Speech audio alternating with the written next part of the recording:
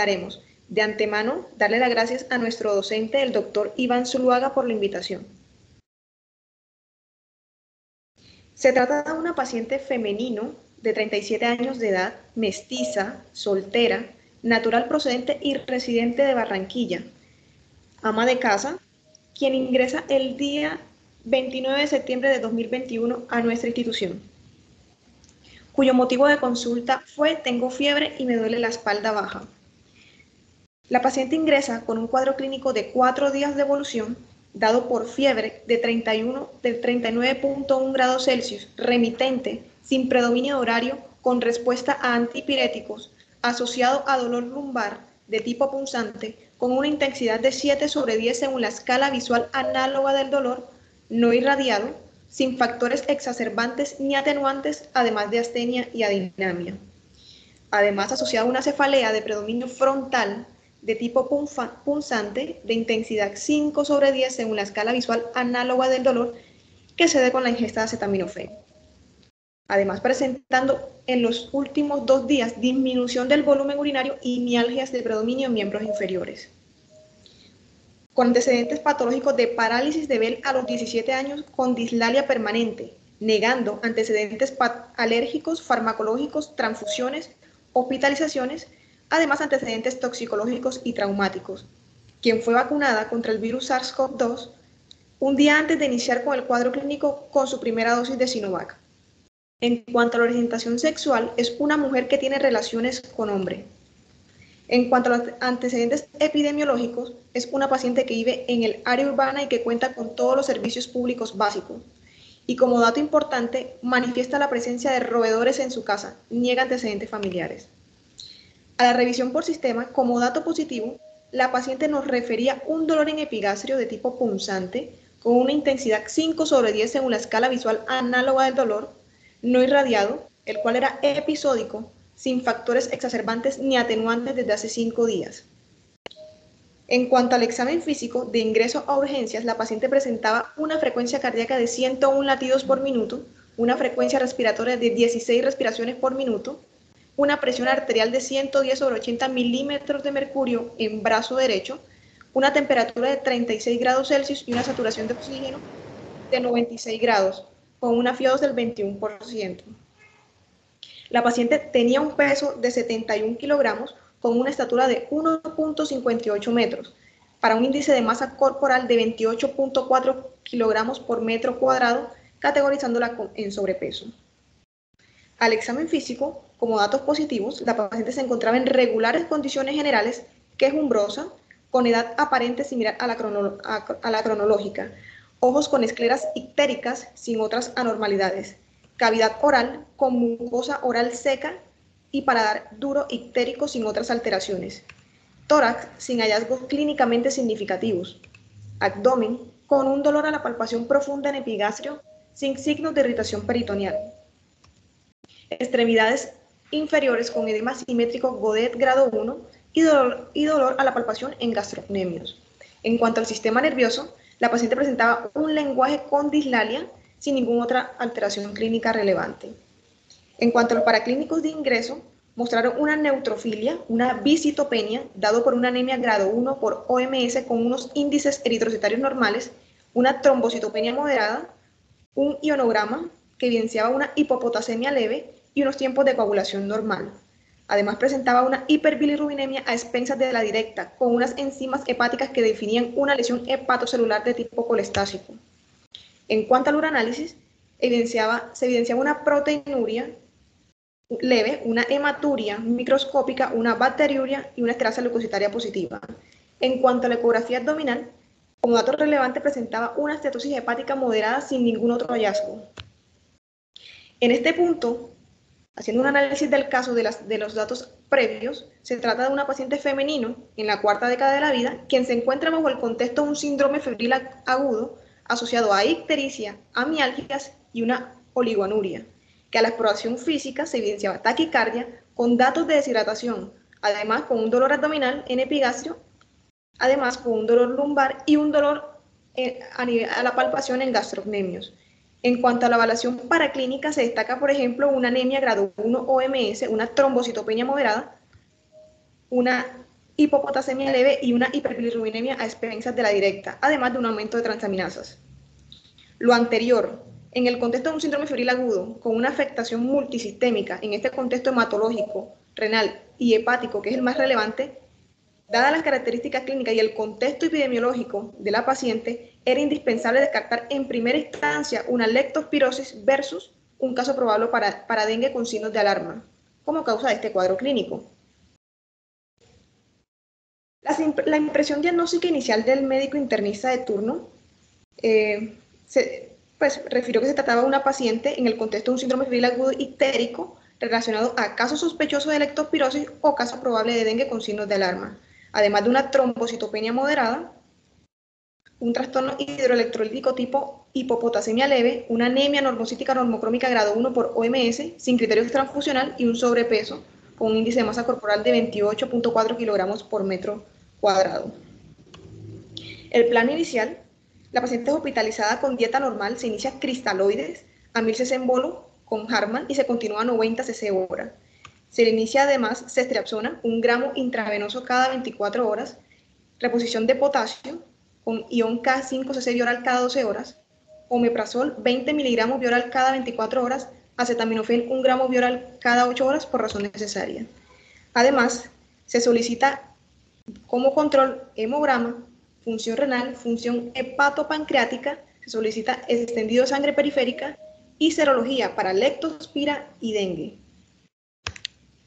En cuanto a la radiografía de tórax, es una radiografía muy penetrada, rotada a la izquierda, muy bien inspirada, que nos mostraba una tráquea central con una silueta cardíaca y una aorta normal, con unos hilios congestivos, unas opacidades intersticiales broncocéntricas de predominio derecho, sin derrame pleural. Además, con una escoliosis dorsal, con una convexidad hacia la izquierda y sin alteración en los tejidos blandos.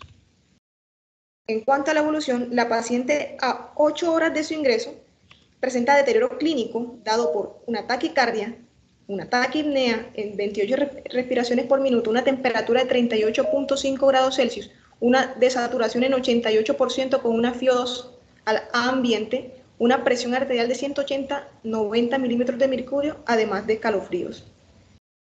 En este contexto se le ordena además una PCR para SARS-CoV-2, se solicitan gases arteriales y se inicia oxigenoterapia en la paciente, cuyos gases evidenciaron un trastorno de la oxigenación de tipo una insuficiencia respiratoria hipoxémica moderada, sin alteración del equilibrio ácido-base y sin alteración de la perfusión con un lactato de 0.7. Para el día 30 de septiembre la paciente no tuvo ningún cambio clínico significativo. Para el día 1 de octubre a la paciente se le realizan exámenes de control, los cuales evidencian un aumento de los leucocitos a expensas de los neutrófilos y persistencia de la anemia grado 1 por OMS. Sin embargo, llama la atención el descenso del nivel de plaquetas en 33.000, categorizándola en este momento como una trombocitopenia severa. Además, llama la atención un ascenso de la creatinina, categorizándola en este momento como una lesión renal aguda, ATKI2, además una hiperbilirrubinemia a expensas de la directa. Además, con un aumento de las aminotransferasas y del perfil hepatopancreático. A nivel inmunológico, la paciente presenta una PCR para SARS-CoV-2 negativo, una IgM contra leptospira negativo, un antígeno NS1 para dengue negativo y un anticuerpo IgM para dengue negativo. En este contexto, dada la evolución tórpida de la paciente, con riesgo de deterioro hemodinámico, se traslada a unidad de cuidados intensivos y se aumenta la dosis a ceftriaxona 2 gramos intravenosos cada 24 horas.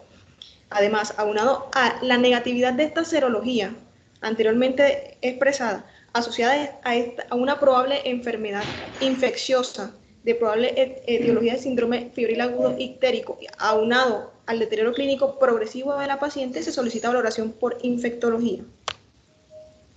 Para el día 2 de octubre, la paciente es evaluada por el servicio de infectología, quien ordena una CPK total, una albúmina sérica y además repetir anticuerpo para leptospira en 72 horas. Para el día 3 de octubre, la paciente no tuvo cambios clínicos significativos. Para el día 4 de octubre, a la paciente se le solicitan laboratorios control, los cuales evidencian un ascenso de los leucocitos aunado a la anemia grado 1 por OMS sin criterio transfusional, y además un leve ascenso del nivel de plaquetas, categorizándola en ese momento como una trombocitopenia moderada. Vemos un descenso leve acerca del perfil hepatopancreático, y una disminución del nivel de creatinina. Vemos acá que la CPK total realmente no fue significativa, con un valor de 316, y de un descenso del perfil pancreático. Para el día 5 de octubre, a la paciente se le toma la muestra de serología contra leptospira, y para el día 6 de octubre, la paciente es remitida a hospitalización,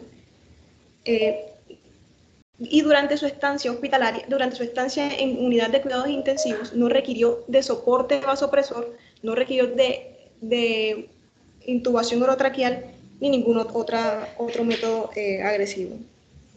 De esta manera, la paciente es remitida a hospitalización sin oxigenoterapia, con las variables hemodinámicas estables. Para el día 7 de octubre, a la paciente se le toma, tenemos el reporte de la leptospira, de la serología IgM contra la leptospira, la cual resulta positiva. Además, la paciente presentaba unos paraclínicos control que evidenciaban un descenso a nivel de los leucocitos, la persistencia de la anemia y un ascenso al nivel de plaquetas, categorizándola en este momento como una trombocitopenia leve. Además, vemos cómo hay un descenso marcado del perfil hepatopancreático, y dado este contexto, como análisis final, dado los factores de riesgo para la paciente y el contexto epidemiológico asociado a las manifestaciones clínicas agudas de la paciente en el contexto de un síndrome febril ictérico, asociado a la seroconversión de anticuerpos IgM contra leptospira, a la paciente se le da egreso en el contexto de un síndrome febril agudo ictérico secundario a casos confirmados de leptospirosis en el contexto de un síndrome de Weil, asociado a una lesión renal aguda ATKI2 resuelta, una insuficiencia respiratoria aguda tipo 1 resuelta, un trastorno hidroelectrolítico tipo hipopotasemia leve resuelta, además de una anemia grado 1 por OMS sin criterios transfusional, y además sobrepeso. Gracias. Continúa con la revisión del tema mi compañero doctor Alvis Vega. Bueno, vamos a darle, doctor Tapia.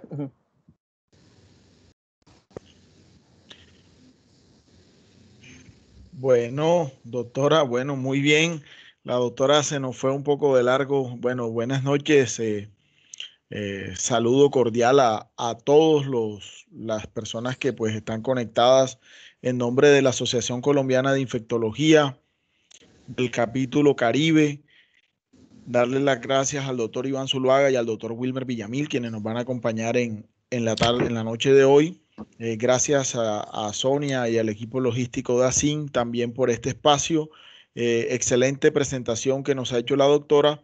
Vamos a continuar. La dinámica es que ahora hagamos la revisión y luego damos 10 minutos para que los asistentes también debatan sobre el tema, hagan preguntas, hacemos comentarios y luego cerramos, y luego vendría el caso del doctor Villamil. Entonces continuamos, doctor Zuluaga y su equipo de residentes. Muchas gracias nuevamente y bueno, disfrutemos este espacio.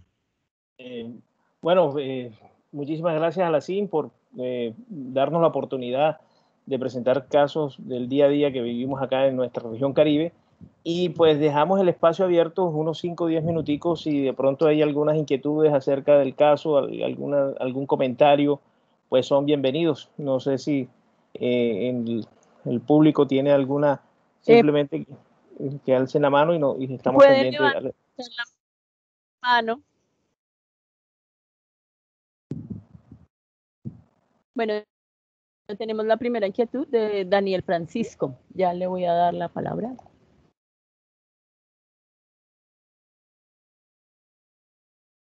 Ya puede activar su micrófono. Muy buenas noches, Daniel Francisco, médico saludista del Valle del Cauca, muy amable por la presentación. Mi pregunta era, si estamos hablando de un caso probable de leptospirosis, se hizo una segunda prueba 15 días después de la primera confirmación de IgM. Muchas gracias. El caso es reciente, ya se enviaron las muestras incluso al Instituto, a Secretaría de Salud, para los respectivos, digamos, exámenes de control. La señora está citada a consulta, estamos hablando pues que salió, y usted sabe pues que el sistema nuestro a veces, lamentablemente, el paciente lo vemos en unas clínicas y la atención la hacen en la consulta externa a otra, la llamamos y ella pues está pendiente de recibir los reportes para tener, digamos, la confirmación.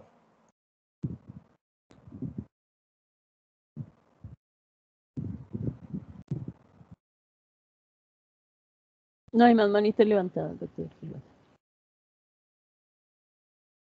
No sé si el miembro del panel, el doctor Wilber o el doctor Tapia, tienen algún comentario del caso.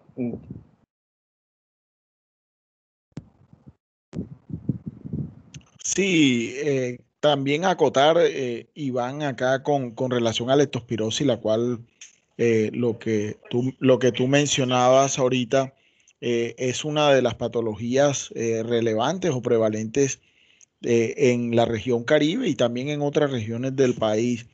Y esto teniendo en cuenta la temporada invernal que estamos viviendo en el país, hay una mayor proliferación de vectores de tipo ratas, y no solo las ratas, otro tipo de animales también pueden ser portadores o vectores de la leptospirosis.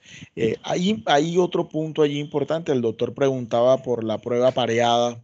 Sí, Este sí. tema en el diagnóstico de la leptospirosis, las pruebas pareadas es lo ideal, que hagamos pruebas pareadas, Sí, sí. pero lo que tú Jesús, mencionabas que es un caso reciente y bueno, hay que no, esperar la evolución. me confirma que sí, la prueba pareada salió positiva. Yo pensé que Perfecto, excelente. sí, la prueba Bueno, pareada salió positiva. excelente. Mira, otra cosa importante también en esto, en la leptospirosis, es la prueba de oro, el gol estándar, que es la microaglutinación. Lastimosamente en el país tenemos poca disponibilidad de estas pruebas. Es, es más, una IgM para leptospiras en algunos lugares tenemos reporte a la semana, a los 10 días. Entonces aquí también el mensaje es, si sospechamos leptospirosis, hay que tratar al paciente. No vamos a retener el paciente e iniciar el antibiótico cuando tengamos la prueba. No, sospechamos leptospirosis, iniciar el manejo antibiótico indicado en el paciente, porque son tiempos de oro los que ganamos si iniciamos el tratamiento antibiótico allí precozmente. Bueno, continuemos. Ok. Wilber, ¿tenías algo o no? Sí.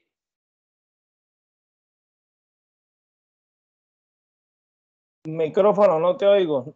No se oye, Wilber. No te escuchamos, Wilmer. Activa el micrófono. Listo, ¿me escuchan? ¿Correcto? Perfecto. Sí, Dale, excelente. dale. Para Como si felicitar al doctor estuviéramos en Iván. Cincelejo. Para felicitar al doctor Iván con todo su equipo y de su residente, porque es el abordaje. Yo creo que hay que puntualizar dos cosas. El síndrome febril en el trópico, y nosotros lo consensamos en nuestro consenso de la Asociación Colombiana de Infectología, hacemos ese algoritmo tan bonito y pensar leptospira, pensar en dengue. Y me gustó esa impresión diagnóstica de todo su equipo, doctor, en pensar en dengue. Y dengue, que me le dieron la clasificación con signo de alarma, inmediatamente hospitalizarlo y a 10 cc por kilo hora, que se hizo exactamente el manejo y el tratamiento enzimático. No esperar ni un resultado de pareado, no esperar ni la NC1, que lo hicieron exactamente, y me imagino que esperaron los 7 días para la IgM, pero empezaron con el antígeno. Se pensó en dengue, se hizo el diagnóstico y se hizo el manejo. Yo creo que ese es el reto en todo el árbol de las impresiones diagnósticas, de pensar en nuestro tópico exactamente en estas enfermedades tropicales, dengue y leptospirosis. Fíjense que ya fue confirmado y no íbamos a esperar el resultado de lo pareado para tomar. Iniciaron el antibiótico, reajustaron la dosis. En realidad, la impresión diagnóstica y el abordaje en comentarios fue muy bien direccionado este caso clínico, y me gustó que se pensó en dengue y el manejo que se le dio y las pruebas diagnósticas que se realizaron. Gracias, mi amable. Bueno, entonces, para la revisión del caso clínico, también tenemos un residente de primer año el doctor Alwis Vega, quien pues lo invitamos a compartir la pantalla. Doctor Alwis. Hola, buenas noches para todos. ¿Se escucha mi voz? Sí, señor. Listo. Permíteme, ya comparto la pantalla.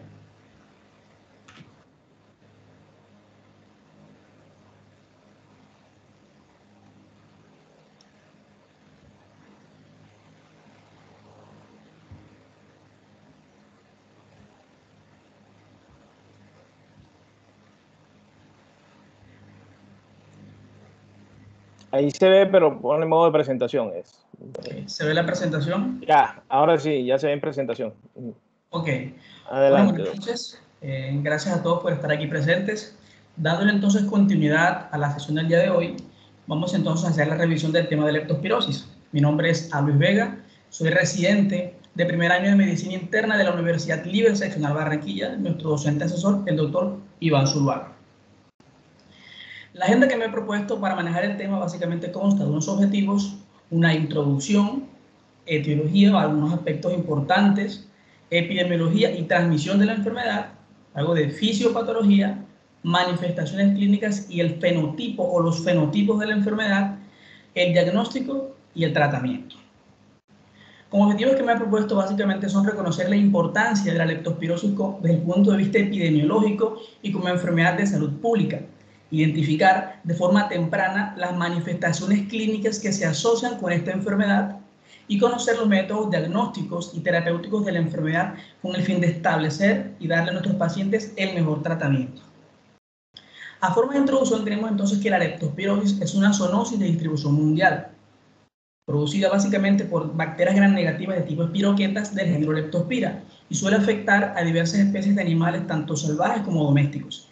Sin embargo, el espectro clínico en los seres humanos es bastante amplio, que puede incluso ir desde un síndrome febril específico con manifestaciones clínicas leves, síntomas prodrómicos o de tipo flu-like, similar a lo que se expresa en la infección por influenza, hasta la forma grave de la enfermedad que incluso puede llevar al paciente a difusión multiorgánica con una alta tasa de mortalidad. A grandes rasgos, básicamente, desde el punto de vista etimológico, tenemos que leptospira significa o proviene del griego leptos, que significa delgado, y de latín aspira, que significa helicoidal. Son básicamente espiroquetas gram negativas, flexibles, delgadas, helicoidales, de diámetros muy pequeños, aproximadamente 0.1 micras y de 6 a 20 micras de longitud. Eso hace que la forma de observación no sea por los métodos convencionales, sino que se requiera básicamente visualización por microscopía de campo oscuro. Las leptospiras tienen una estructura helicoidal y una característica importante que las va a diferenciar de las otras espiroquetas es que sus extremos tienen forma curvada en forma de gancho y su motilidad está conferida por dos endoflagelos periplásmicos axiales con un motor que le permite básicamente su rotación y la movilidad de las bacterias básicamente. Esto básicamente nos explica que existen muchos agentes heterógicos. Hay básicamente aproximadamente más de 250 serobares de leptospira. Hay grupos que hacen parte de lo que son cepas patogénicas, hay otras que son saprofíticas y otras de patogenicidad intermedia. El más importante y el más conocido por todos es la Leptospira interrogans, que es, digamos, que el que genera en el paciente las manifestaciones clínicas más importantes y su variante, la icterohemorragia, la que básicamente va a producir el síndrome icterohemorrágico o enfermedad de Weil, de la que más adelante vamos a hablar. El reservorio fundamentalmente son los animales salvajes, básicamente, en especial los roedores. Sin embargo, animales domésticos como los perros, gatos, también pueden transmitir la enfermedad. Ellos son básicamente por contacto o por la orina de estos animales. Al estar en contacto directamente con ellos, también podemos tener la susceptibilidad de la infección. También animales de producción como las vacas o el ganado vacuno, equino, ovino, también hacen parte de los factores de riesgo y animales silvestres básicamente. Entonces, el contacto directo con estos animales o básicamente con la orina infectada de los mismos o el contacto con el suelo o el agua son fuentes de infección para nosotros los seres humanos. La infección puede ser directa o indirecta. Y dentro de los factores de riesgo también tenemos desde el punto de vista laboral, y es por esa razón que hoy en día la leptospirosis se considera una enfermedad profesional, porque personas que laboran en los sitios de trabajo también se están exponiendo constantemente a este tipo de manifestaciones clínicas por esta enfermedad, como son, por ejemplo, los veterinarios, los agricultores, los ganaderos, etc. Tenemos también que personas incluso que están expuestas en actividades del agua también están susceptibles porque la transmisión también puede ser a través del agua, sobre todo aguas estancadas y en épocas incluso después de las lluvias. Sitios de hacinamiento como las cárceles y los albergues son también sitios en donde la exposición es bastante alta ante esta enfermedad. De rasgos, tenemos que tener en cuenta que la fisiopatología parte por la entrada del microorganismo al ser humano. La entrada puede ser por cortaduras, por abrasiones cutáneas, por contacto directo con las mucosas o las conjuntivas, e inclusive se ha demostrado que la inhalación por aerosoles contaminados por el microorganismo también constituye una fuente de infección. Entonces, una vez que penetra a nivel circulatorio, ocurre un estado de diseminación hematógena. Se ha encontrado que cuando ocurre esta etapa completa, se pueden detectar inclusive hasta 1 millón de leptospiras por centímetro cúbico de sangre. Entonces, la bacteria tiene diversos mecanismos para poder evadir los mecanismos de respuesta inmunológica, tanto de inmunidad innata como adaptativa. Usualmente genera una vasculitis sistémica, lo que le permite la migración transendotelial para poder penetrar a los tejidos. Y ahí, por diversos mecanismos fisiopatológicos, la evasión del sistema de complemento, la activación de ciertas citoquinas proinflamatorias van a generar el daño tisular.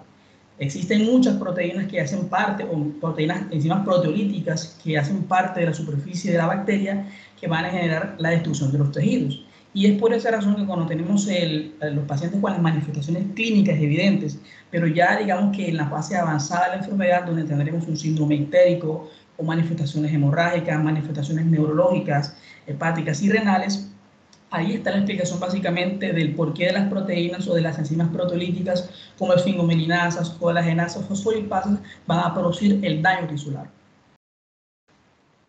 Respecto a las manifestaciones clínicas, tenemos que tener en cuenta algo muy importante y es el periodo de incubación. Cuando uno revisa la literatura, los libros de pasta, casi siempre, o digamos que casi todos, tienen unos periodos de incubación un poco diferentes. Algunos dicen que de 2 a 20 días con un promedio de 10 días, otros de 1 a 2 semanas con un periodo de 20 a 30 días, pero tomado como referencia las recomendaciones de la OMS o EPS, decimos entonces que un periodo de incubación va de 5 a 14 días con un rango amplio de 2 a 30 días. Se ha demostrado incluso periodos de incubación de hasta 30 días en esta enfermedad. Entonces, la enfermedad suele ser bifásica. Usualmente comienzan con una fase febril, que es la fase de leptospiremia aguda, y posteriormente continúa, usualmente a partir de la segunda semana, a partir del 7º día, la fase inmune, la fase de leptospiruria, que es donde se deja de detectar básicamente el microorganismo en la sangre y podemos detectarlo por otros métodos a nivel urinario, básicamente por orina. Sin embargo, aquí se generan anticuerpos y aquí la aplicabilidad de la detección de los anticuerpos por la inmunoglobulina M de ELISA para poder detectar a partir del 7º o 10º día de la enfermedad como tal. Entonces, existen varios fenotipos. Usualmente el 15% de los casos son pacientes que están asintomáticos. El 85% van a expresar clínicamente la enfermedad. De ese 85%, tenemos que el 90-95% van a presentar una leptospirosis leve o anictérica, como también se le conoce. Sin embargo, un 5 o 10%, quizás menos, los pacientes van a manifestar la enfermedad grave, usualmente la famosa conocida como enfermedad de Weil. Ya más adelante veremos que no debería llamarse así porque hay otras condiciones de gravedad que no cumplen con los criterios de enfermedad de Weil y que hacen parte de la leptospirosis grave. Este grupo de pacientes tiene una alta tasa de mortalidad, usualmente entre un 5 y un 40% de los casos. Entonces, hablemos de la leptospirosis leve. Usualmente tiene una evolución que es corta, usualmente entre 4 y 9 días, con resolución en muchos casos espontánea, pero con otras va a requerir pues, revisión, va a requerir una evaluación completa para poder evitar que el paciente tienda a progresar a las complicaciones graves. Entonces, los síntomas son de un paciente con síntomas prodrómicos. Se suele expresar, como describen los libros, como tipo flu-like o similar a influenza. Los pacientes suelen presentar escalofríos, fiebre usualmente de 39 y 40 grados, cefalea intensa de predominio frontal o bitemporal. Las mialgias suelen ser localizadas o generalizadas. Usualmente predominan los gastronemios a nivel de los músculos abdominales, a nivel de la región lumbar. La anorexia, náuseas, vómitos, que cuando se asocian a dolor abdominal, es fundamental siempre en estos pacientes descartar un abdomen agudo quirúrgico como diagnóstico diferencial. La diarrea también suele presentarse en gran parte de los pacientes, pero usualmente es autolimitada y casi nunca lleva una diarrea de alto gasto. exploración física podemos tener muchos signos y síntomas. Ninguno de los siguientes son patognomónicos de la enfermedad. Sin embargo, la inyección conjuntival se ha descrito como uno de los signos que tiene mayor importancia y que aumentan las sospechas de esta entidad patológica. La paciente en mención en el caso clínico pues no presentó este síntoma, sin embargo presentó muchas cosas que encajaban con la enfermedad en tal mención. Suele presentarse debilidad muscular, usualmente a la palpación. Las linfadeneuropatías no son muy frecuentes, pero también se han descrito casos leves de linfadeneuropatías. El exantema tampoco es tan frecuente, sin embargo suele presentarse usualmente en la región pretibial, en casos muy raros, como la fiebre de Roth, que también se ha descrito. Casos de meningitis aséptica, entre el 85% de los casos pueden presentarla, y gran parte de estos, usualmente el 50%, son asintomáticas. La hepatomegalia y la esplenomegalia también se presenta en gran parte de los casos, dándole predominio a la hepatomegalia, usualmente con una palpación de 2 o 3 travesaños por debajo del reborde costal. Pero es importante tener en cuenta todas las manifestaciones clínicas. Como hemos visto, básicamente estos síntomas no son del otro mundo, no nos ayudan o no nos orientan de entrada ante una leptospirosis.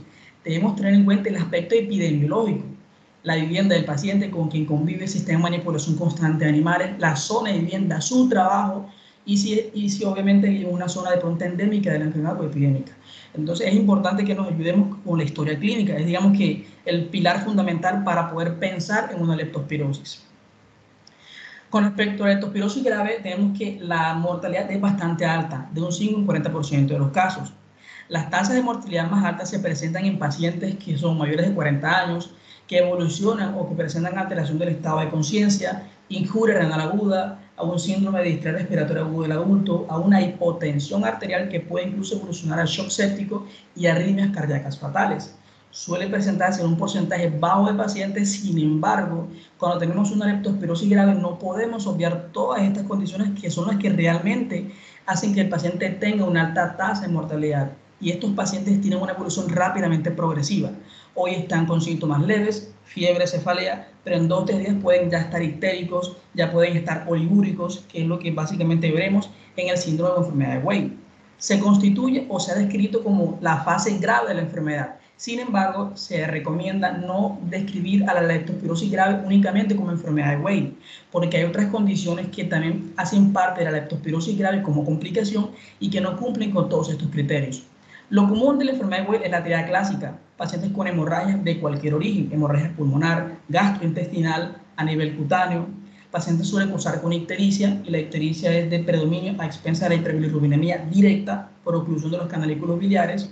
La injuria renal aguda en estos pacientes, que puede ser no ligúrica o oligúrica y que puede incluso llevar al paciente a terapia de reemplazo renal.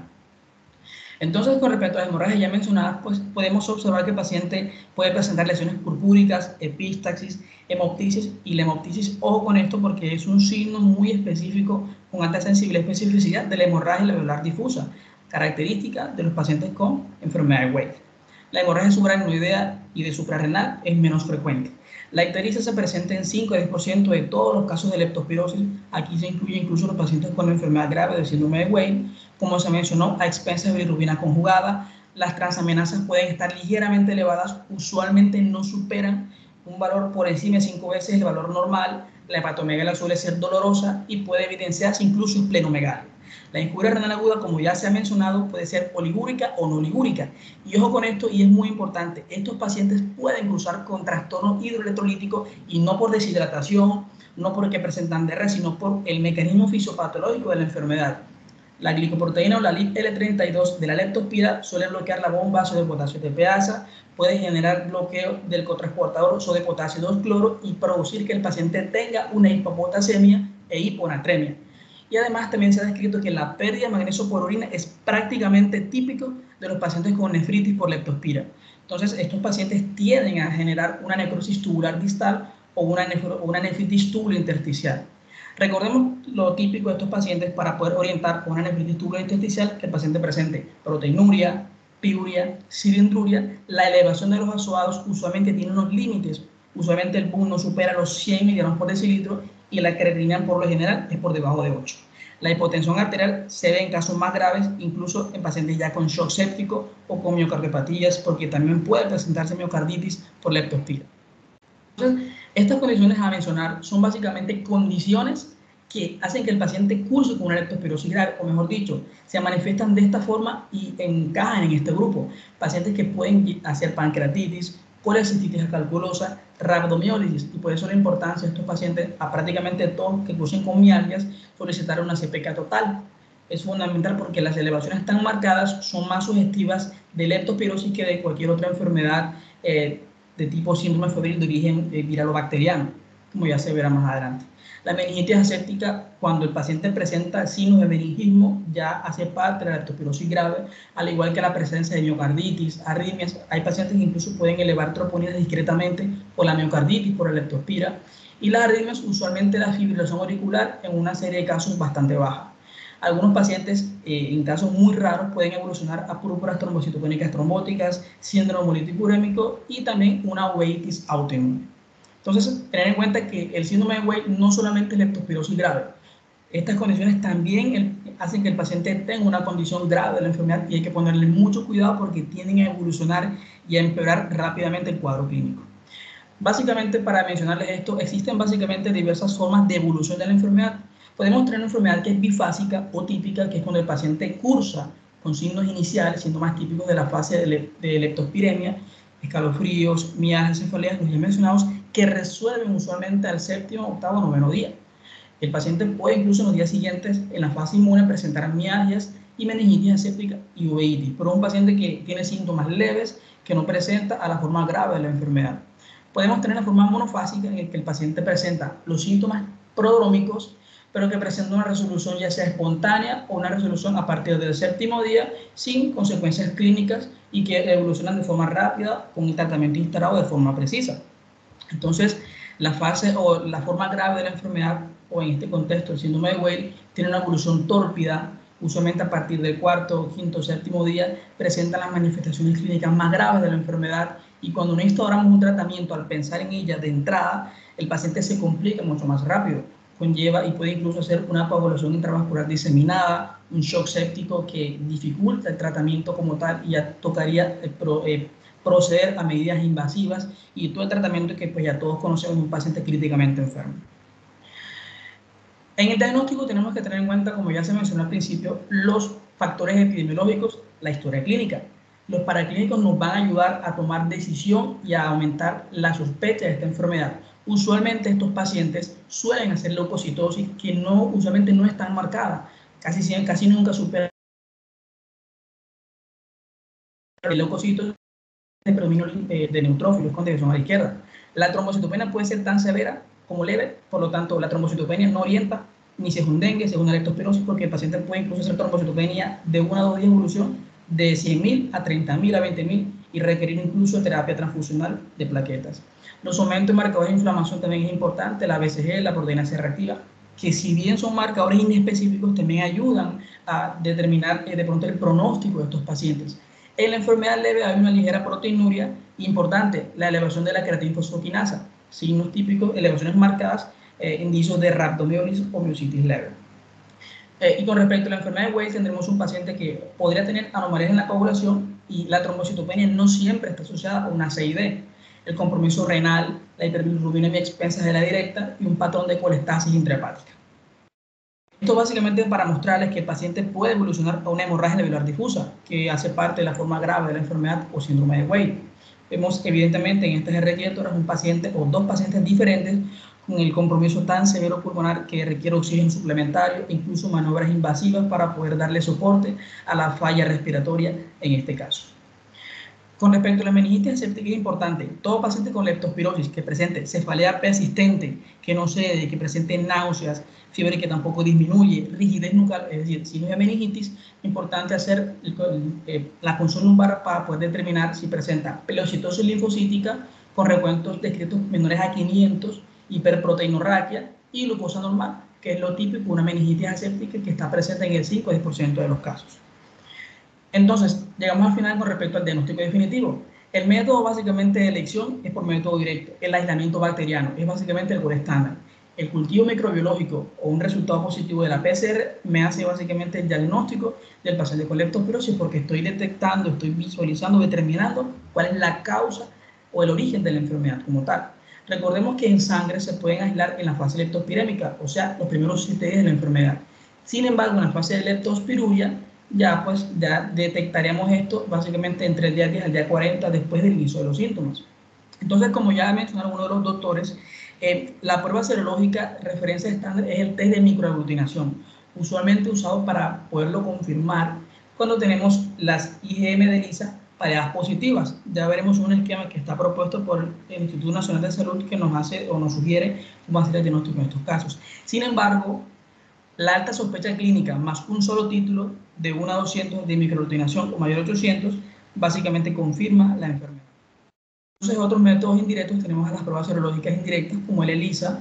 Los anticuerpos suelen detectarse a partir del día 7 y en el caso de la paciente vemos que se le solicitó de entrada una prueba que fue al día 4, donde ni siquiera se empiezan a elevar, aún no tenemos anticuerpos para ser detectados. Por esa razón, en el control que se le hizo, la prueba fue básicamente positiva. Entonces, tiene una sensibilidad bastante alta para poder detectar la enfermedad a partir del 7º día de la enfermedad.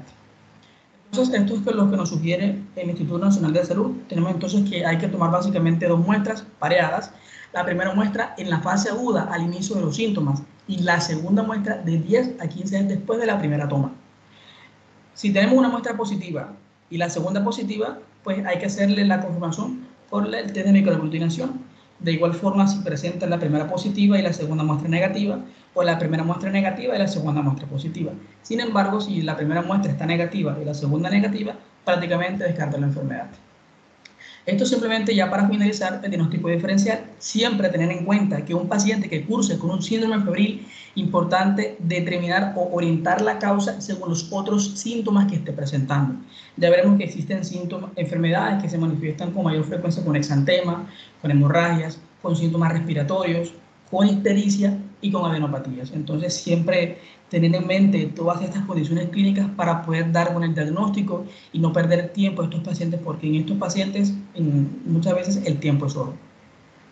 Y para finalizar el tratamiento, tenemos que básicamente el tratamiento de base es el tratamiento antibiótico. En la leptospirosis leve se sugiere dosis de doxiciclina, dosis de 100 miligramos cada 12 horas, o amoxicilina 500 cada 8 horas, o ampicilina 500 cada 8 horas. También se sugiere el uso de la acitromicina por 3 días.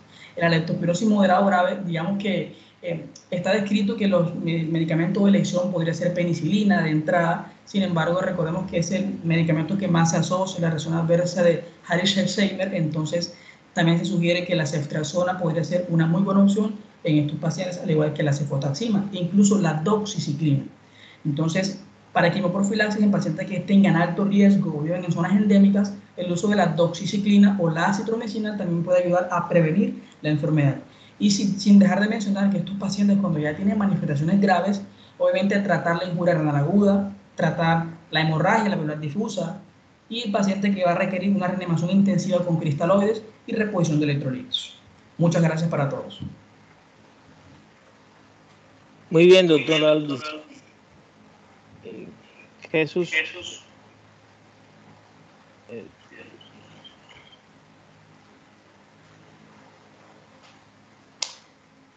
Bueno, perfecto, excelente el caso clínico, la presentación del caso y bueno, y la presentación bibliográfica y revisión del caso.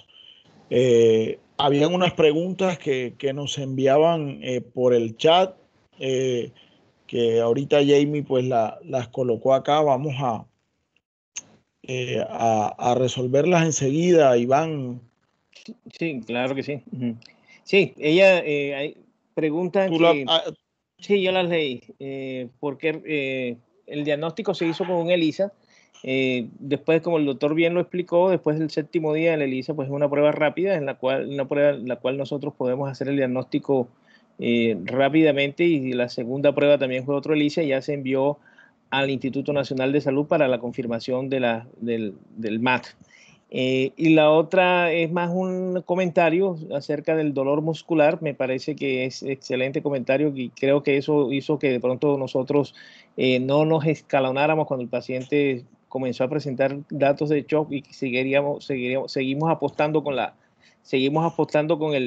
con la ceftriaxona, el manejo antibiótico, pues pensando sí que era una leptospirosis, y pedimos la CPK, aunque no sale tan alta como es lo habitual en leptospirosis, que generalmente salen de 1000 y es 1000 en adelante. Creo que digamos, la velocidad en que se le puso la ceftriaxona, digamos, influyó mucho que la evolución de este paciente fuera hacia la mejoría. Sí, es patognomónico el dolor en gemelos en este tema de leptospira. Se ve mucho y lo vemos mucho y nos ayuda a hacer diagnóstico diferencial en otros pacientes con patología ictérica, hemorrágica, febril. Es un signo patognomónico ese dolor allí en gemelos. Y bueno, y recalcar que la leptospira barranquillera, por así decirlo, es muy sensible a ceftriaxona, responde muy bien, lo mismo que a penicilina.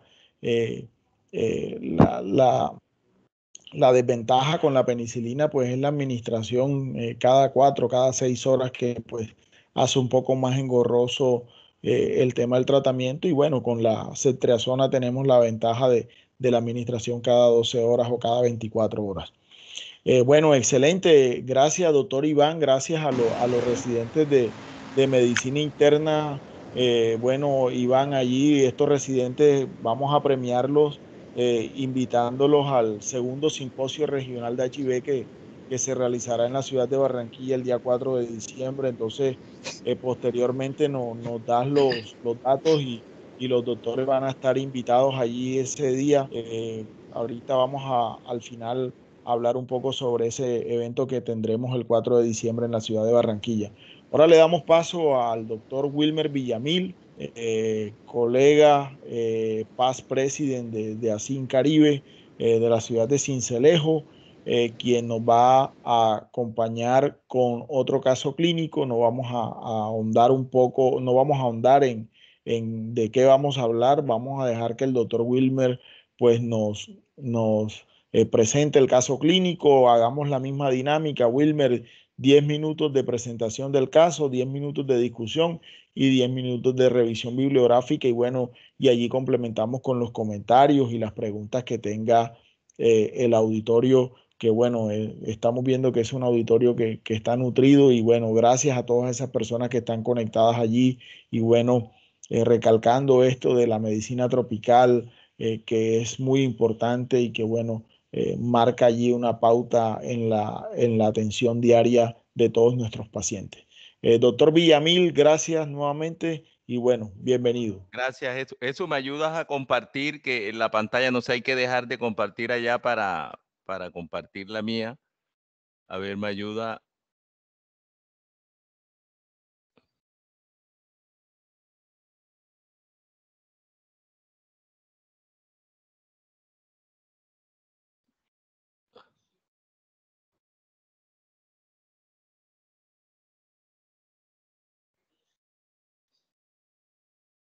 ¿Sí se ve? No. Sí, ahí estamos viendo ya tu pantalla, Wilmer, dale. ¿Sí se ve, cierto? Sí, sí, dale. Ya te escuchamos y y se ve tu presentación. Dale modo presentación, ya estamos. F5, no ayuda porque no veo acá, la barra me está, le doy F para Sí, pantalla dale completa. F5, dale F5. Listo. Bueno, la ven, bueno, muy buenas noches. Gracias a nuestro presidente Jesús Tapia, al doctor Iván y su grupo, a todo ASIN Caribe, tan bonito este trabajo para la región Caribe. Esta presentación de caso clínico de dengue con infección bacteriana, es bueno decir que tenemos todo, este es el caso clínico en conjunto, el Ministerio de Salud y Protección Social, la Organización Panamericana de la Salud y el grupo de expertos de arbovirosis.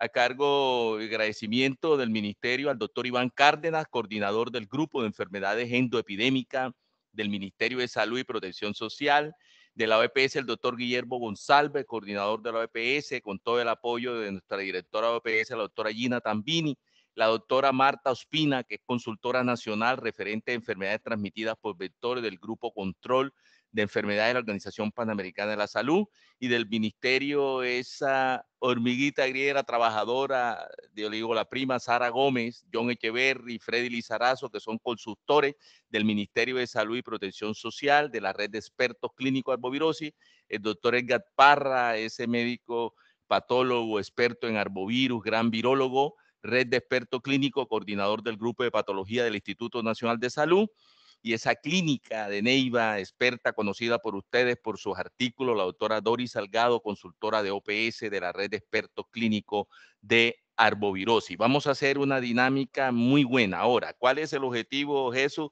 Es que la Asociación Colombiana de Infectología se articule, y la idea que tiene el Ministerio y OPS es coger a Barranquilla, nuestra puerta de oro, al Atlántico, con la conformación de la red de expertos. Por eso en el auditorio está la de la Secretaría de Salud, de la Dirección Departamental de Salud. Un abrazo para todos estos colegas también expertos en arbovirus, y es el reto que tenemos aquí. Por lo tanto, vamos a hacer un caso clínico bien dinámico.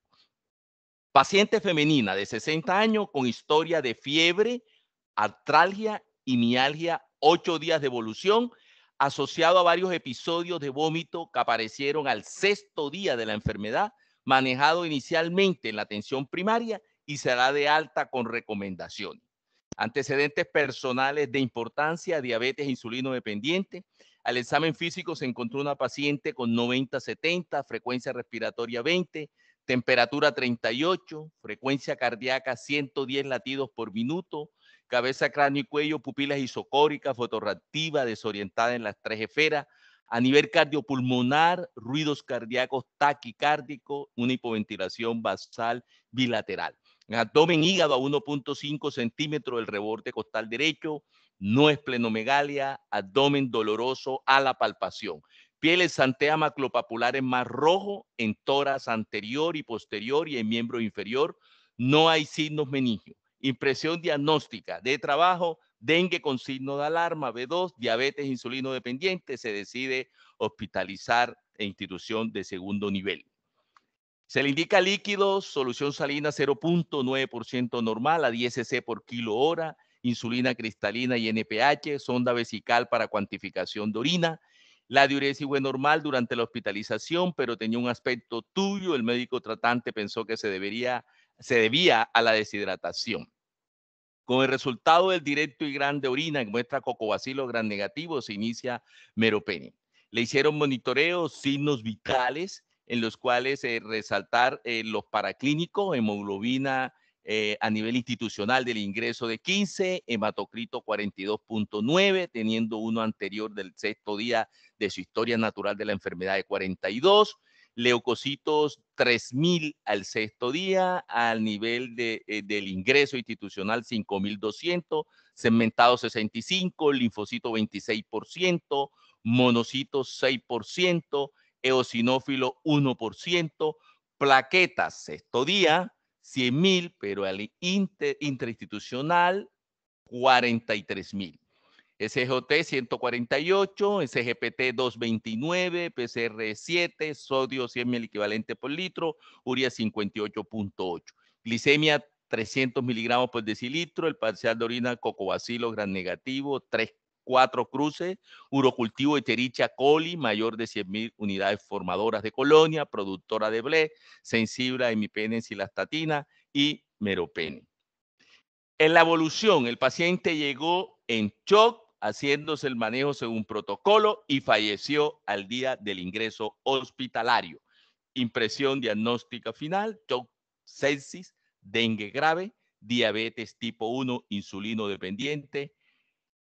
Comentarios para manejar la dinámica propuesta por la honorable mesa directiva.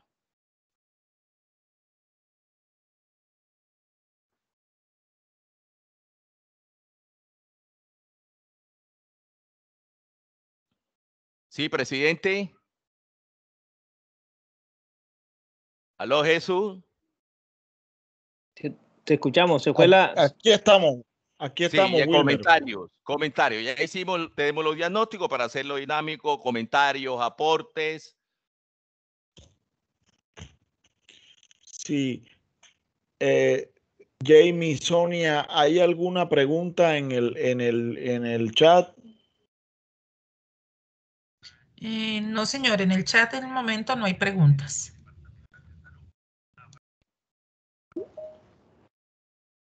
Les pedimos que el doctor Henry Mendoza, ya le doy el... Está Henry levantando la mano, sí.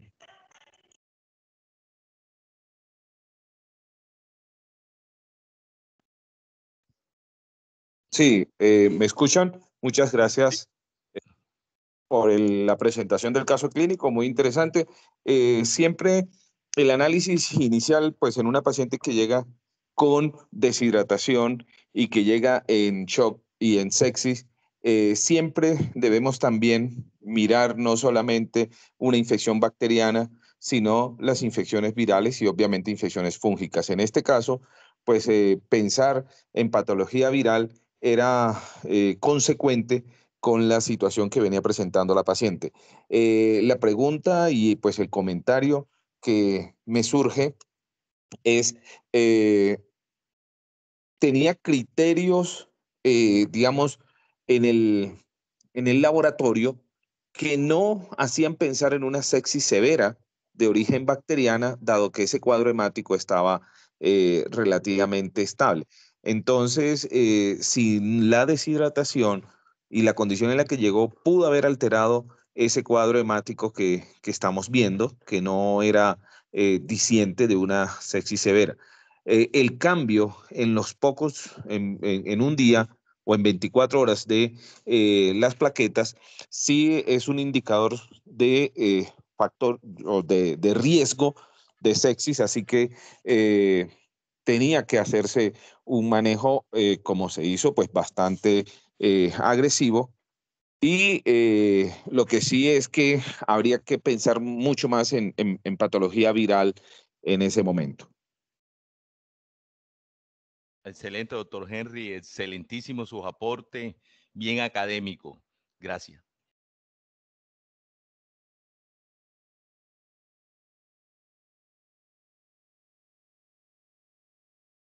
Leonel Santiago.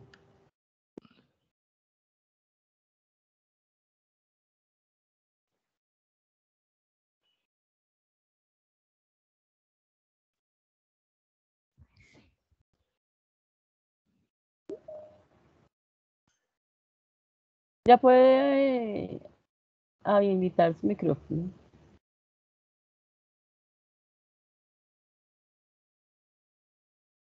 Leonel Santiago, ¿ya puede hablar?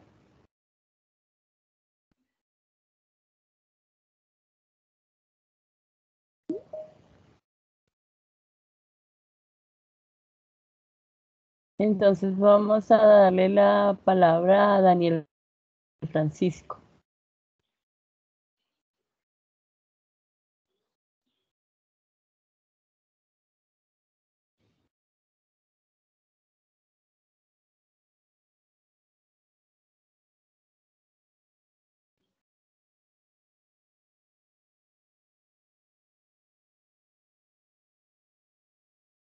Daniel Francisco, ¿ya puede activar su micrófono?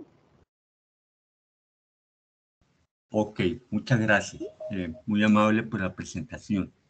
Me parece que es importante solicitar pruebas, ¿no? Muchas veces los médicos pensamos en dengue, pero no solicitamos pruebas para dengue. Si está en la fase aguda, pues se solicita un antígeno de NS1. Si es prueba molecular, mucho mejor, aunque es más costosa. Y después que el sexto día, solicitar IgM. Entonces, no vi la prueba para este caso probable de dengue. Muchas gracias. Buenísimo, doctor. Excelente sus aportes. Entonces, ahí vamos ya afinando, ¿cierto? El antígeno NS1 positivo, real-time PCR para dengue serotipo 2, ¿sí? Y la IgM del sexto día de la evolución positivo. Muy bueno el aporte y va de la mano con el doctor Henry Mendoza en su aporte, que había de entrada que pensar exactamente en virus. Muy bien, doctor. Vamos con Nuris Herrera. Si quieren, por favor, nos cuentan de qué institución o en qué institución trabajan, como para hacernos una idea.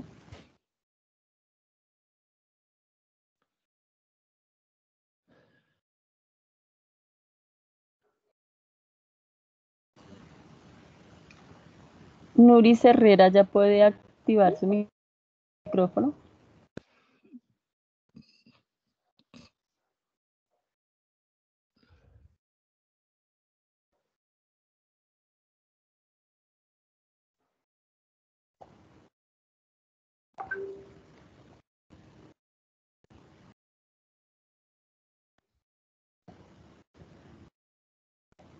Doctora Nuri es médica Le vamos del a dar. departamento de Sucre, de ETB,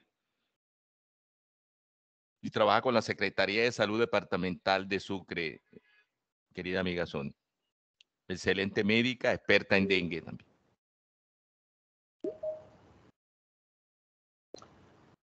Sí, pero no ha activado el micrófono, doctor.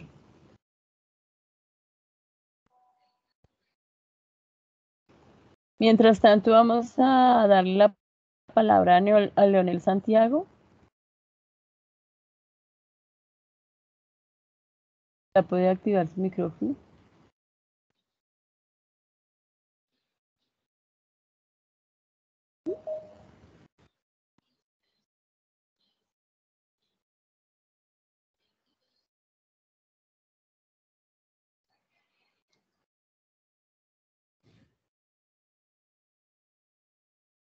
Leonel Santiago.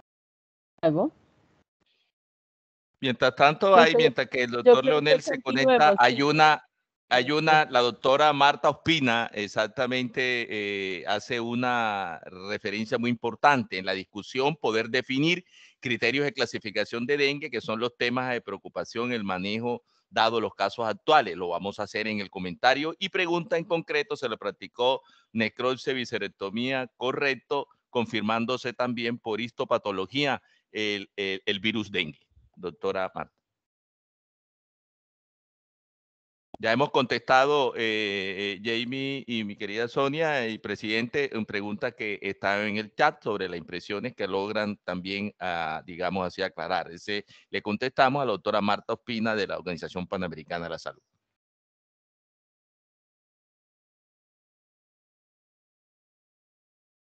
Continuemos, doctor, porque no. Continuamos entonces. Muy bien, vamos a ponerle dinámico en esto. Yo creo que sigo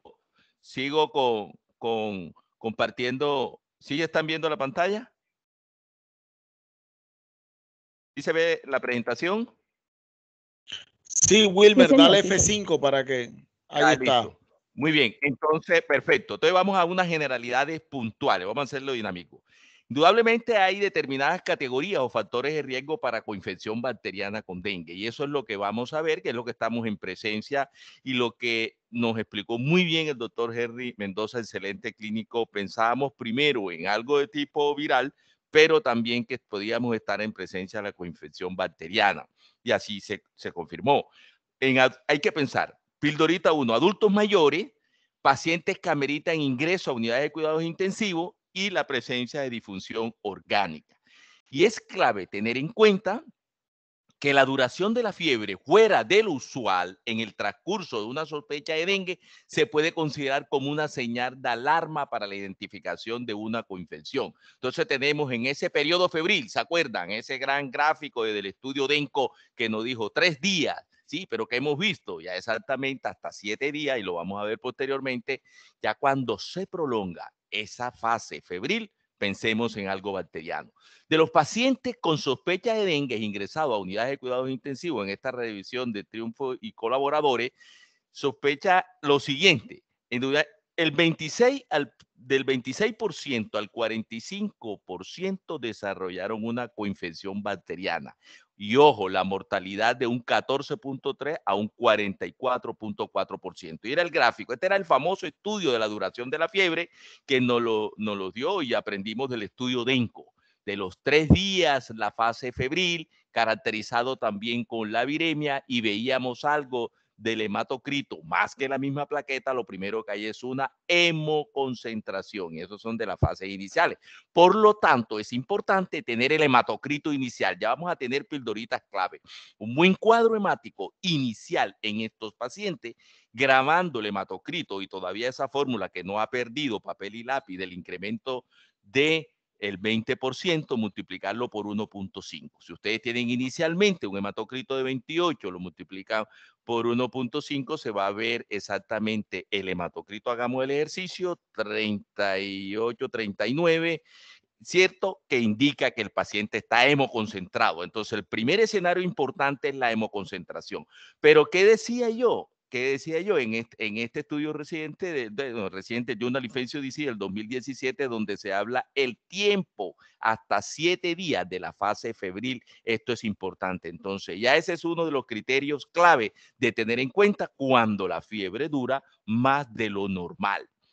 Y el otro punto importante que hablamos es cuando hablamos de pacientes que se sospecha de dengue, que ingresan a la unidad de cuidado intensivo y vemos que se sospecha de bacterias. ¿Cuáles son esas bacterias importantes tener en cuenta? Desde Salmonella, la que nos explicó el doctor Iván con su grupo, Leptospira, es algo importante, por eso decía yo, es clave en el algoritmo diagnóstico anterior pensar también en dengue. Son de las bacterias importantes. Ahora vamos a ver que esto sí es clave para los residentes y todos los colegas que estén, es el Dengue Dual Infection Score, es el DDIS. DDIS es el test score que puede variar de 0 a 5 y se obtiene de la atribución de un punto, se le atribuye un punto por cada uno de los siguientes parámetros si están presentes dentro de las 24 horas. Entonces, clave, taquicardia, de acuerdo a la edad. DOT, un punto, si lo tiene. Recuento total de glóbulos blancos mayores de 6.000, da un punto si es positivo. Hematocrito menor de 40%, da un punto si es positivo. Sodio menor de 135, da un punto. Y la urea mayor de 5. Se encontró que un DDIS mayor de 4 estaba asociado con coinfección bacteriana en el 94.4% de los casos. ¿Qué colaboradores identifican esta parte de coinfección? Yo creo que uno de los mensajes que quiero dejar aquí presente, hagamos en nuestro servicio de urgencia, ya sea del nivel 2, nivel 1 y más lógico en el nivel 3, esta escala del Dengue Dual Infection Score nos ayuda a pensar que estamos en coinfección bacteriana. Entonces, vamos a ir coger aparte del caso clínico y con la dengue. ¿Qué dice la guía de dengue de la OPS? Después le tengo ya la sorpresa de cuál es la guía en la metodología Gray. ¿Qué dice? Entonces nos vamos exactamente en la página 29.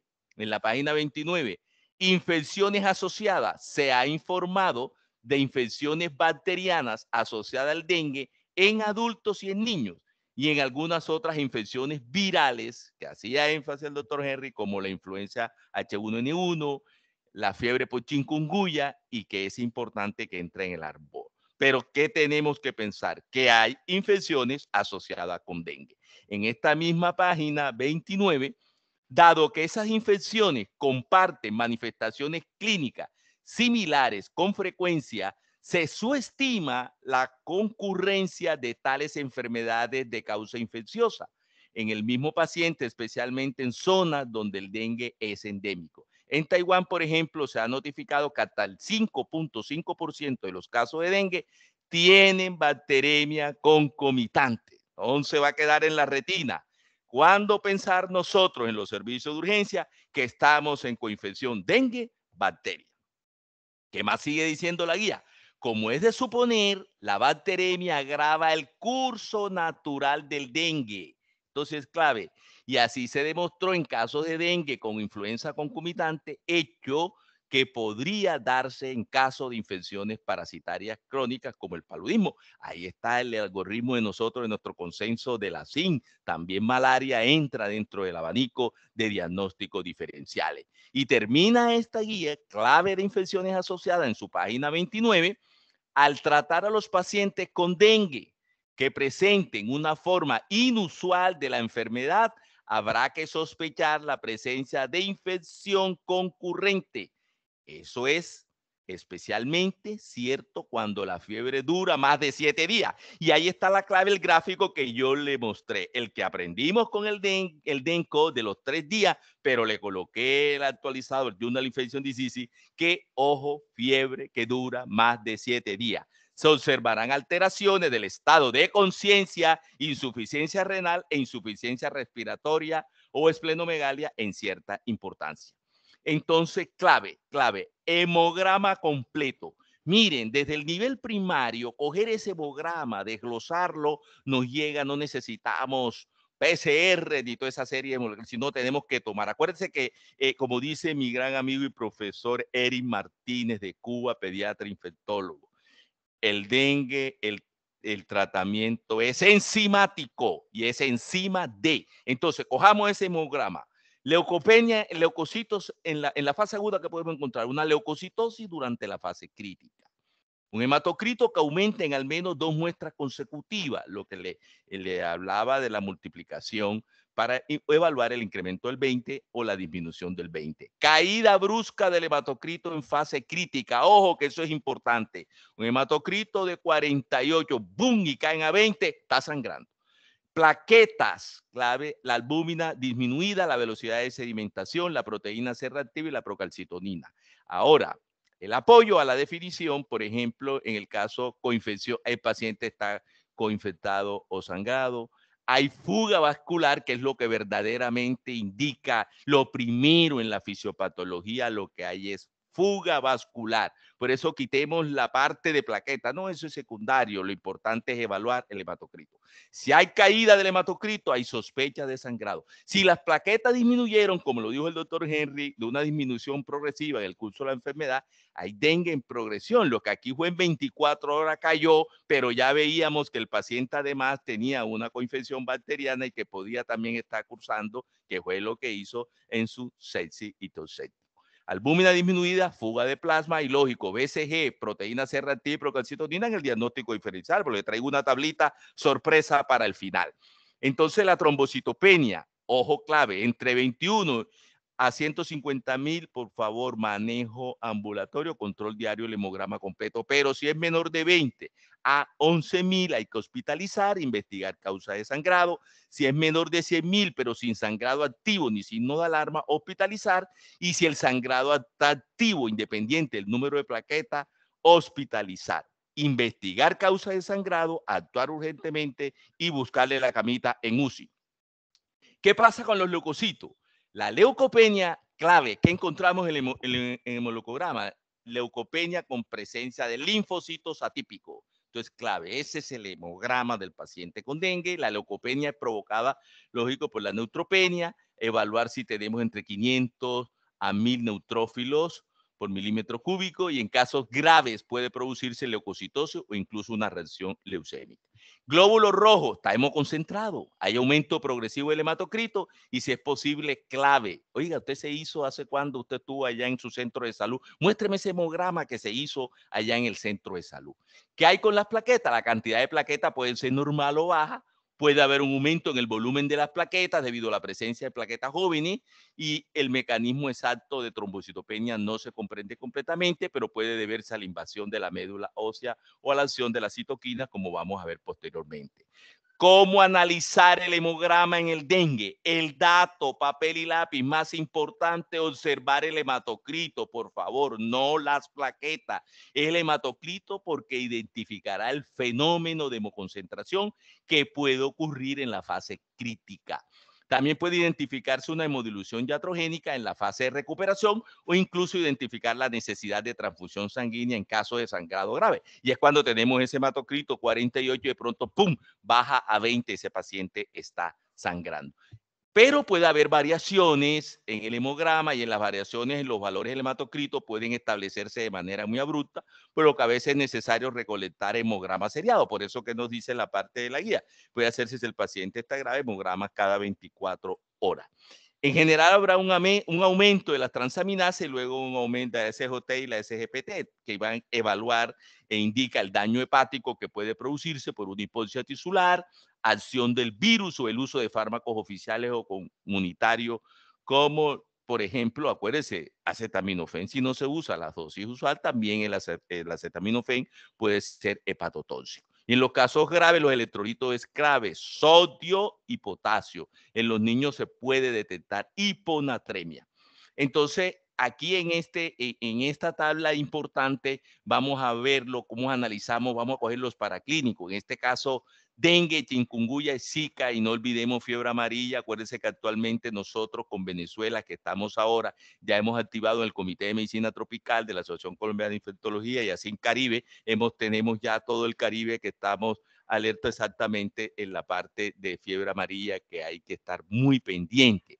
Entonces, dengue, pero incubación de 3 a 14 días, chikungunya de 1 a 12, zika de 3 a 12, pero quiero hacer algo énfasis en la parte que estamos en los laboratorios. Fíjese, dengue, leucopenia, neutropenia, linfopenia y clave la trombocitopenia. Y duración de la enfermedad de 2 a 7 días. Entonces, fíjense, con zika prácticamente puedo no estar, no es significativo. Con chikungunya, y aquí juega clave, sí puede haber, la linfopenia es clave, pero chikungunya va a tener sus proteínas C reactivas, RAT, factor reumatoideo, van a ser positivos. Píldoras y avances nuevos, ¿qué se nos viene? Las guías que ya están listas por los OPS, excelente al doctor Gamaliel y el doctor San Martín de Washington y de la OPS, que han trabajado con todo el grupo. Ya el Ministerio de Salud y la OPS en Colombia se está trabajando en cabeza de la doctora Doris Salgado también sobre la parte que se va a implementar estas guías de dengue en la metodología GREY. Es clave porque se hace una revisión sistemática, rigurosa, lo cual se semaforiza, en este caso verde, amarillito y así rojito. Pero vamos a ver, pregunta pico.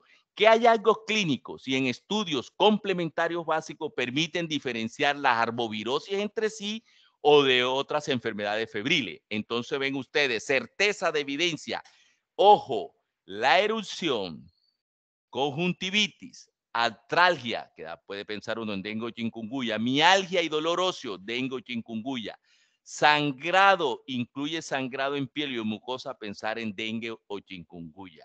Eso es clave. Cuando haya el descenso de la plaqueta, dengue, hemoconcentración en dengue, descenso de los leucocitos en dengue, cefalea en dengue, pero cuando hay ese prurito intenso, pensemos en Zika. Entonces se dan cuenta que ya vamos a tener en varios estudios que hizo todo este grupo riguroso con la metodología GREY, va a haber unos, se llama fuerte a favor, unas recomendaciones fuerte a favor de alta certeza cuando nuestro paciente se presente con esta sintomatología de erupción, conjuntivitis y artralgia, en este caso la artralgia, pensar en dengue o chikungunya. Moderadamente la certeza si el paciente tiene lo que es la panserositis, la acumulación de líquido, la artritis para chikungunya, los escalofríos dengue o chikungunya, disgeusia, que es la distorsión del gusto en el caso de dengue. Y ya con baja certeza, la astenia y el dolor retrocular. Se la pillaron que a veces era, no, es que tiene que estar el dolor retrocular bien presente. Fíjense que en esta guía de la metodología GREY, el dolor retrocular en realidad lo que tiene una baja certeza, por lo tanto no se hace una recomendación fuerte a favor.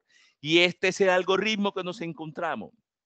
Estoy en presencia de dengue, estoy en presencia de chikungunya o presencia de Zika. Si hay alta certeza que discrimine si mi paciente tiene el descenso de plaqueta, está hemoconcentrado, hay descenso de los leucocitos, mis queridos colegas, esto es dengue hasta que no se demuestre lo contrario. Pero si el paciente es el que se encorva, el que me duele, que no puedo caminar, con edema de las articulaciones, artralgia, es chikungunya. Y ese prurito intenso que mostraron nuestras embarazadas, eso está a favor de Zika. Por lo tanto, moderada certeza, el vómito, el dolor abdominal, los escalofríos, el sangrado. Incluye sangrado en piel y en mucosa, eso piensa uno en dengue. Pero si hay erupción, conjuntivitis, artritis, mialgia, pienso en chikungunya, y si la erupción es con conjuntivitis, acuérdense, es clave lo que vimos en Zika. Fíjense que con baja certeza, ¿qué pasa? El dolor retrocular, la hepatomegalia, cefalea, diarrea, diurgesia, tos, elevación de la transaminasa es de baja certeza. Entonces, esta guía nos va a permitir nosotros orientarnos exactamente. Ahí está la parte metodológica, lo condicional y no condicional, que es el estado que se hizo. Por lo tanto, el paciente con dengue y signo de alarma debería iniciarse una hidratación parenteral. Felicito al grupo del doctor Iván que lo hicieron a 10 cc por kilo cuando lo hospitalizan, porque si el paciente ya está en UCI, exactamente a 20 cc por kilo hora, vigilando bien la diuresis y todo el proceso, y clave son los cristaloides. Muy bien, en pacientes con arbovirosis que recibirá hidratación parenteral debe iniciarse la reanimación con cristaloides o coloides, como son las recomendaciones de usarlo, que se lo dije, en realidad la recomendación es fuerte, que se sustenta en una tercera situación, que hay que salvar vida y al paciente hay que hacerle su abordaje inmediatamente. Ojo, no se transfunde plaqueta. En pacientes con dengue y plaquetopenia debe indicarse transfusión de hemocomponente como concentrado de plaqueta, no transfundir plaqueta. Eso lo dice la guía. Y lo que sí, pues, sigue siendo en nuestro consenso y en lo que vamos a aplicar en Colombia, el acetaminofén, digamos, para el manejo de la fiebre. Muy bien. Ahora volvemos otra vez. ¿Hay alguna pregunta en algo o algún aporte? Doctor Jesús, doctor Iván.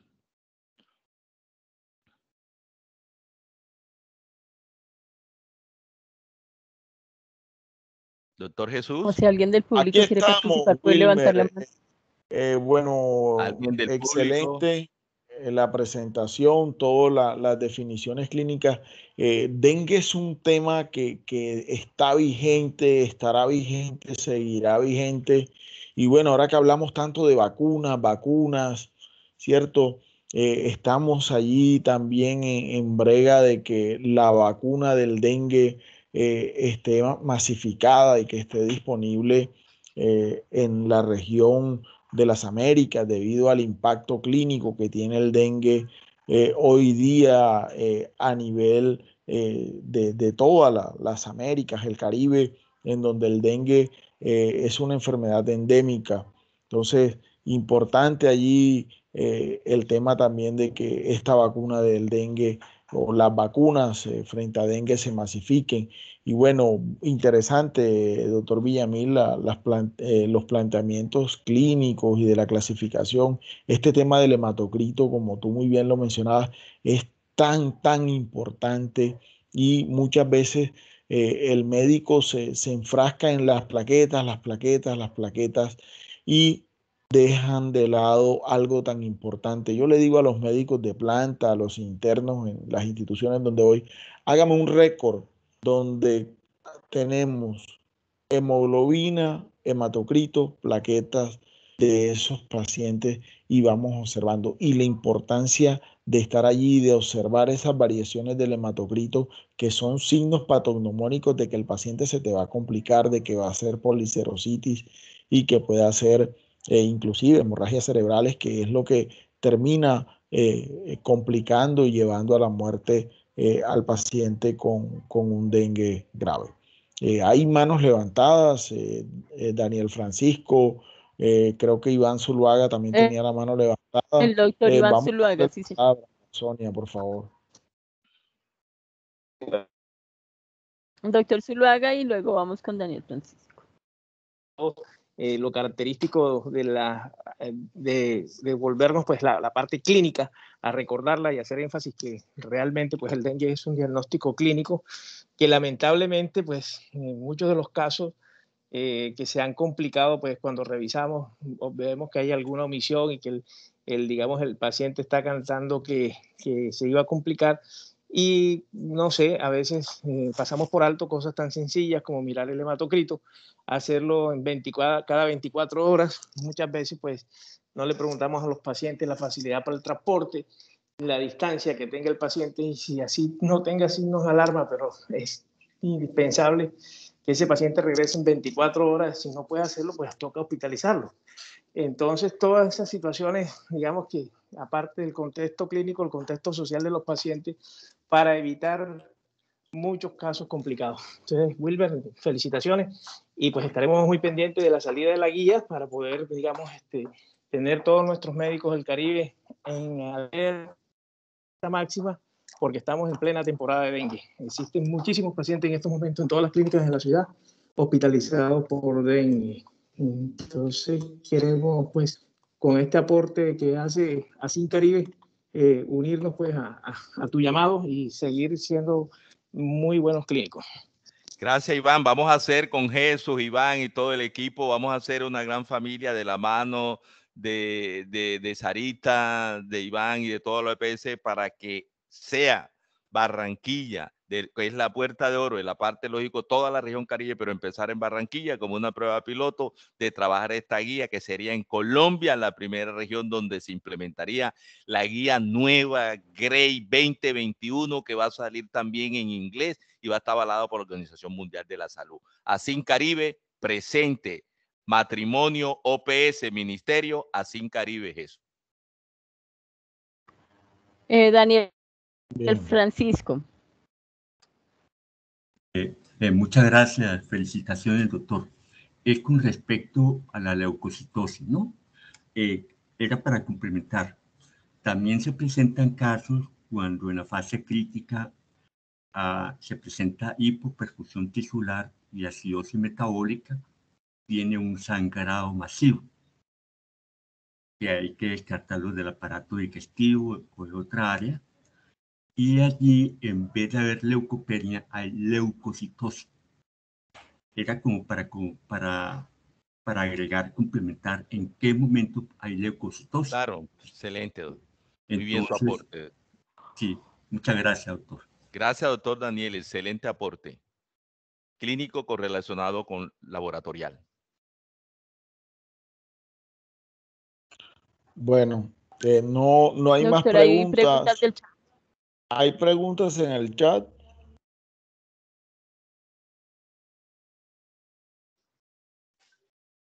No, el chat parece que Jamie eliminó. No, ya, aquí hay una pregunta. Para confirmar el resto de arbovirosis se debe contar con pruebas para chikungunya y Zika. En los centros de salud escasamente se tiene prueba serológica para dengue.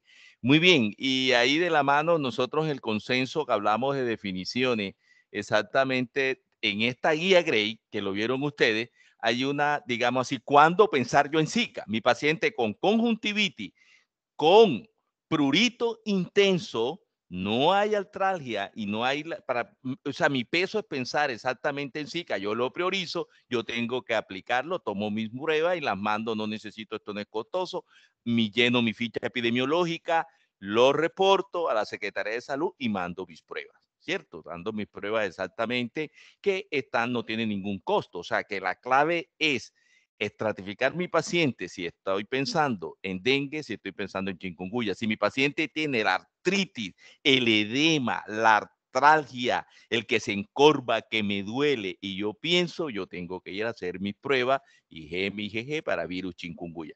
Nosotros sacamos un paper importante, esta pregunta es clave, que es el síndrome, nunca se lo olvide, papel y lápiz, Chikungunya, Zika, chikungunya, dengue, Zika y ojo, pensar en Mayaro también, se nos viene ya Mayaro, tenemos a Perú, que tienen unos grandes brotes de virus Mayaro, entonces ahí viene, está publicado en Annals Clinical Microbiology, es exactamente en este algoritmo clínico. El ejercicio tiene que ser clínico, pero yo puedo y me apoyo, para eso vamos a hacer el matrimonio, Secretaría de Salud, Ministerio, OPS, en el apoyo de las pruebas. Acuérdense que lo importante es pensar, hacer mi abordaje desde el punto de vista clínico y yo mandar mis pruebas. Pero pensemos en esto, qué tiene del uno, qué tiene del otro, y siempre tener en la mente síndrome de Chikungunya. Daniel, parece que el doctor Daniel Francisco está alzando la mano. Sonia y Jamie.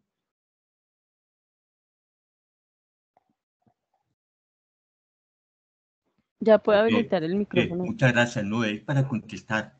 Nosotros acá en el Valle del Cauca, la Secretaría de Salud Pública, a todo grupos de riesgo, a menores de 1 año, gestantes, mayores de 65 años y pacientes con comorbilidad, si se sospecha chikungunya y Zika, se le manda la prueba molecular PCR y esa muestra se envía al Laboratorio Departamental de Salud del Valle.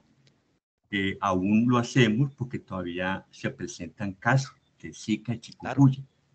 Entonces, es importante que el departamento dé ese apoyo para confirmar esos casos porque estas patologías son endémicas en todos los municipios. Ese era lo que quería manifestar. Muchas gracias. Doctor Daniel, sus aportes es importantísimo porque fíjense que hay algo, una pregunta que yo no creo que no podemos cerrar este evento tan hermoso. Yo estoy emocionado, Jesús, felicitaciones a nuestro presidente, felicitaciones a todo el equipo, a Sonia y a Jaime para llevar esto a nivel del país, que esté Cali. ¿Por qué se complica y por qué se mueren los pacientes con dengue? Hay dos paradigmas que debemos romper. Dejemos de dengue atípico. Dengue atípico no existe. Dengue atípico no existe. Cuando hay un dengue con miocarditis, dengue con encefalitis, ya ese es el atípico que le llaman, no es atípico. Lo que yo tengo que hacer es verdaderamente, digamos, pensar cuál es la comorbilidad o qué está debutando o qué se me está complicando mi paciente. Entonces ya nos quitamos de la mente que dengue atípico no existe. Y lo otro, ¿por qué se agravan los pacientes con dengue? Clave, depende, cepa viral. Entonces, por eso es que el doctor Daniel y su grupo, nosotros también lo hacemos aquí en la región Caribe, fuimos los primeros de las coinfecciones de dengue, zika y chikungunya en nuestro hospital universitario de Sincelejo, y lo hicimos. Cepa viral, ya sabemos que el serotipo 2 y el serotipo 3, el serotipo 2 es el que está más asociado en los grandes brotes a complicaciones. Entonces va a depender exactamente de las complicaciones, tanto de la cepa y el serotipo, entendiéndose como tal el otro factor importante, la carga viral. A mayor carga viral, inmediatamente va a haber mayor complicaciones. Y entender en la fisiopatología que es diferente la respuesta inmunológica de los anticuerpos homólogos de los heterólogos. ¿Qué quiere decir esto? Son 4 serotipos. Pedrito Pablo Pérez se pone en contacto con el serotipo 1, crea respuestas anticuerpos homólogos. Pero si se pone en contacto con un serotipo 2 o 3, ya la respuesta es heterólogo. La respuesta a estos anticuerpos heterólogos va a ser totalmente diferente a la homólogo. Por lo tanto, la complicación es mayor. Factores de tipo genético. Se ha demostrado que los afrodescendientes parece que tienen un factor de tipo protector. Y lo que el doctor Daniel habló ahora, la parte dependiendo del huésped, que es la edad de recién nacidos, menores de 1 año y mayores de 60 años, han demostrado que se complican. Entonces, este es el abordaje que yo tengo que hacer en mi análisis, en los análisis de casos, porque se me complica un paciente con dengue que lo puede llegar a la muerte.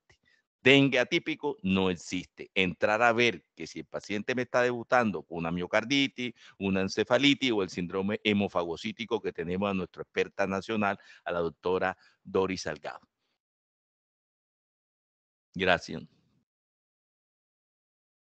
Bueno, yo creo que podemos finalizar acá. Ha sido una excelente jornada, 2 patologías que están vigentes, leptospirosis, dengue, están allí, van a seguir estando. Y bueno, nos queda seguir enfocándonos, seguir educando a nuestros médicos en formación, a los médicos generales sobre estas patologías, porque el diagnóstico clínico acá es muy importante.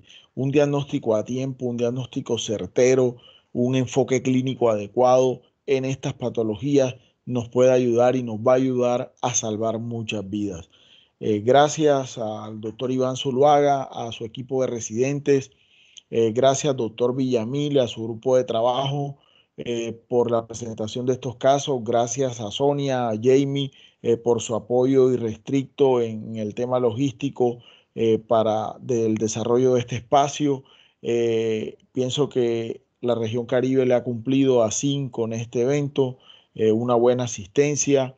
Los invitamos desde ahora, el día 4 de diciembre, estaremos realizando en la ciudad de Barranquilla un evento híbrido con un aforo limitado de 150 personas en el segundo taller regional de VIH.